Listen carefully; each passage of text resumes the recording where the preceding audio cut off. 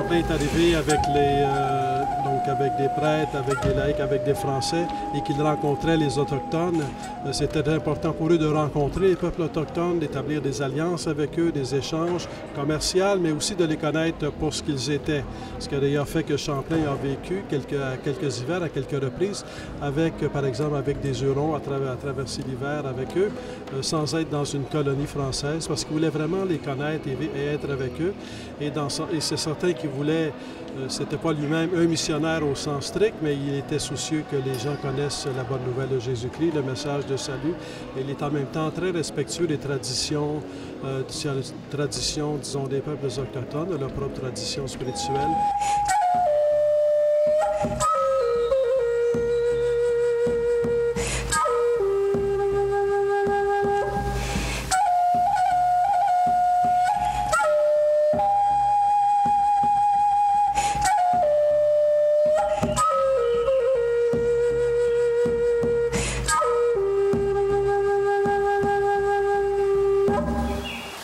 Voici que tu vas maintenant descendre toi-même en ce pays qui porte déjà le signe de ta croix.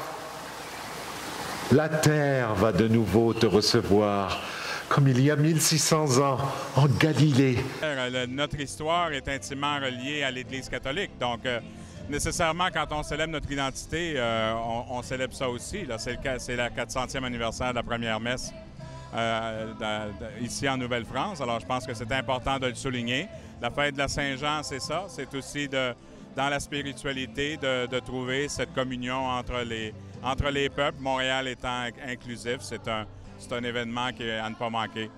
Seigneur, je m'offre tout à toi, je m'offre pour devenir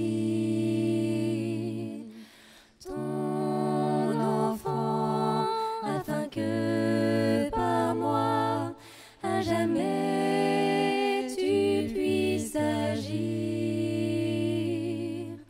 Seigneur, je m'offre tout à toi, afin que plus rien en moi. Pour moi, c'est très important pour rappeler l'héritage qu'on a, le riche héritage. Dans le fond, des personnes se sont données pour venir apporter la foi en Amérique. Donc, c'est très important de se souvenir de ça, puis en même temps de comprendre qu'on fait partie de cette histoire-là, que nous aussi, on a à transmettre ça à la prochaine génération.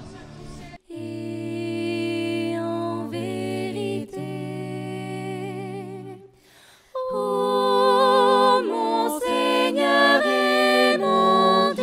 Et il y avait une autre dimension qui faisait partie de toute cette aventure, c'est la dimension spirituelle, qui était étonnamment et bellement présente. Lorsque dans les écrits de Champlain, donc dans ses œuvres de ses voyages, comme il ne parle pas de lui-même, il ne parle pas de sa vie spirituelle, il ne parle pas de son mariage avec Hélène, et par contre, c'est lui, on sait que c'est lui qui a fait venir les Récollets.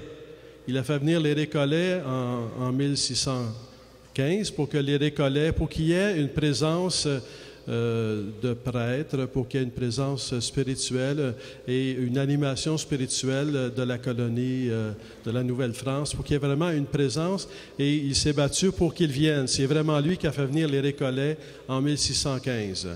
Disons l'histoire de la Nouvelle-France, l'histoire du Canada, du Québec dans les fondations, et même dans l'histoire jusqu'à aujourd'hui, c'est impensable sans considérer aussi la dimension spirituelle. Alors cette première célébration, cette première messe qui a eu lieu en 1615, c'était l'occasion de renouveler avec la dimension spirituelle de notre histoire, qui a plusieurs dimensions, mais aussi une dimension spirituelle qui en est inséparable. Seigneur, je m'offre tout à toi, je m'offre pour devenir ton enfant, afin que par moi, à jamais, tu puisses agir. Seigneur, je m'offre tout à toi, afin que plus rien en moi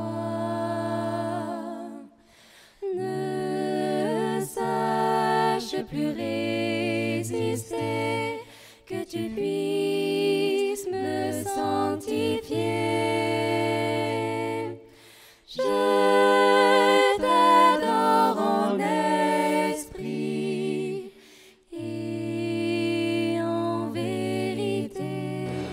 L'Eucharistie était importante. Les gens n'avaient pas l'accès à l'Eucharistie tous les jours. Et dans ce sens-là, ce n'était pas banalisé. Des fois, on risque de banaliser quand c'est quotidien. Mais l'Eucharistie était très importante. Alors, quand ils pouvaient avoir l'Eucharistie, c'était comme l'événement. Alors, le fait qu'ici, il y a eu une messe le 24 juin 1615, pour les gens même qui y participaient, c'était un événement solennel important qui annonçait aussi l'histoire et une espérance pour l'implantation à la fois d'une colonie et d'un peuple, en même temps aussi de la foi en Jésus-Christ au Canada. Toujours t'aimer. Seigneur, je m'offre tout à toi, je désire m'abandonner à ta divine volonté, car tu es le Dieu d'amour, Père et source de tout bien, Fils agneau doux. Quand on voit, on constate en lisant l'histoire, quand on réalise le feu qui habitait ces hommes qui sont arrivés sur le continent, comme l'a bien présenté Monseigneur Christian Lépine, eh bien c'est une interpellation, c'est une invitation à nous aussi de nous laisser habiter par le même feu. Et en vérité,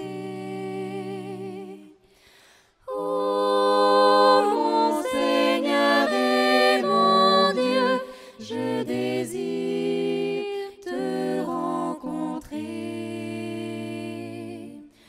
Je t'adore en esprit et en vérité. Alors, est-ce que vous pouvez nous dire pourquoi, selon vous, c'est important de souligner le 400e anniversaire de la première messe qui s'est passée à Montréal? Bien, comme l'a dit mon ami le curé Mongeau puis Monseigneur Lépine, toute la fondation de Montréal ne s'explique pas sans la spiritualité, sans la messe. C'était pas un événement, c'était tous les jours où il était ponctué, chaque journée était ponctuée de gestes religieux, de gestes de reconnaissance, de grâce. Et je pense que l'autre événement intéressant à prendre, c'est que c'était pas fait d'une façon de façon colonisatrice ou dominatrice uniquement comme on l'a appris quand on était jeune. C'est les sauvages, puis les catholiques s'en venaient convertir les sauvages. Il y avait des rites chez les Autochtones, le rythme de la fumée, par exemple, qui est largement partagé avec le rite dans la religion catholique. Il y a aussi la croyance dans un monde meilleur, la croyance dans la vie après la vie. Alors, il n'y avait pas juste une domination, il y avait un mariage, un certain mariage, une certaine mise en parallèle, puis aussi une conscience au quotidien des raisons pour lesquelles ils étaient venus ici. Puis ces raisons-là n'étaient pas d'abord commerciales, pas à Montréal.